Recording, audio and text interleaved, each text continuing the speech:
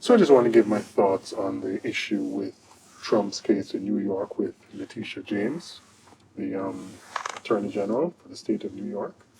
And one of the things that it's important to remember is that this is a very unique case which has been brought against former President Trump because he's accused of fraud, of basically inflating the worth of his assets so that he could secure loans for projects that he wanted to undertake. Um, but the thing is, anyone who has ever had to borrow a large sum of money knows lenders never rely on the valuations given by the people who are trying to borrow money. They all have their own highly professional, independent, well, not independent, they work for the banks.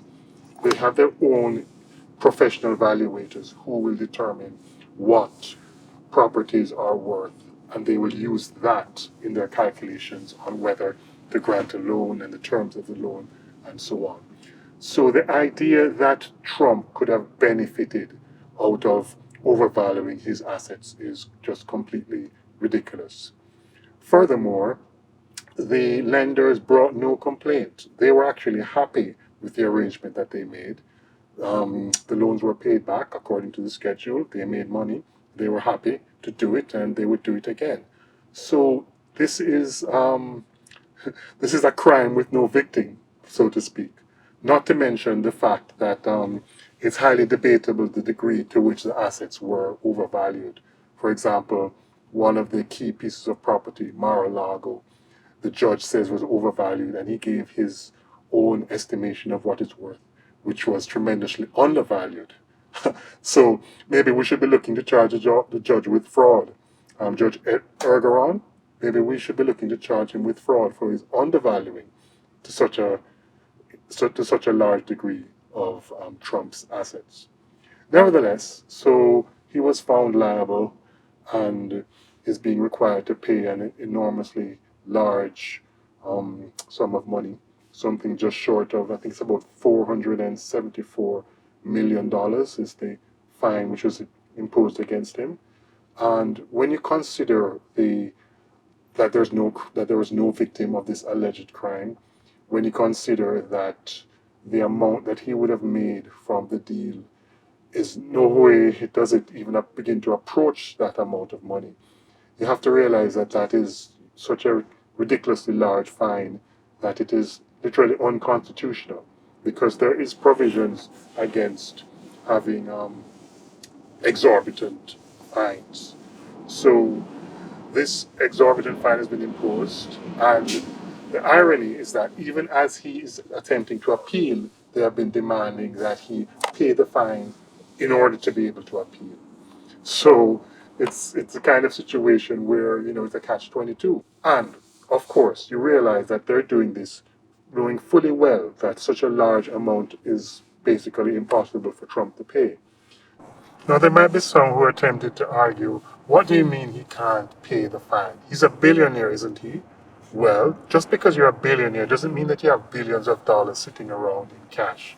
In fact, most of your money is going to be tied up in investments.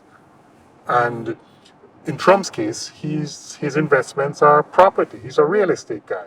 So that sort of investment is not something that he can just turn into cash very quickly. It takes time to sell property. I mean, I suppose you could get it quickly if you were to sell everything in a fire sale, where you're selling properties at a fraction of what they're worth. But just think about that for a second. He needs to pay this bond in order to file an appeal. So suppose he does that. Suppose he scrapes out all of his cash and puts it in, and then he needs another few $100 million. So he sells $1 billion worth of property at a fraction of what it actually is worth. Gets the money, posts the bond. And then he has his appeal. And then he wins on appeal. And the whole thing is overturned. How does he get his property back? He can't. So there's no way that it could be remedied. So obviously that's not something that makes any kind of sense. And then think about it a little more. If he spends all of his cash to put up this bond and a substantial amount of his properties, can he even appeal? I mean, how is he going to pay his lawyers? What, are they going to work for free? Obviously not. How is he going to pay his expenses? How is he going to live day to day, provide for his family, etc., etc.? I mean, it just doesn't make any kind of sense. And for those that want to think, well, then he shouldn't have done the crime, you have to remember that within our legal system, there's a concept of proportionality, which is that you don't levy a fine which is completely disproportional to the crime committed. If you say that he committed fraud here, well then how did he benefit from that fraud? And the fine would have to be proportional to the amount that he benefited. Now in this case, as I mentioned earlier, it's the lenders who determined what his property was valued at, not him. So they gave him the loan based on what their valuation was. They set the interest rates based on what their valuation was. So in no way did, even if you agree that he significantly overvalued his properties, in no way did that benefit him when it comes to actually getting the loan or the terms. So basically, he didn't gain any financial benefit from that. So then, what would be an appropriate fine? Well, just think about fines that regular people have to pay. Say somebody committed fraud in their taxes and ended up paying the IRS $2,000 less than they should have. So they defrauded the IRS $2,000. Okay, when a person does that, does the IRS come back and hit them with a $100,000 fine or $1 million fine? No, the fine is proportional to the degree to which they had committed fraud.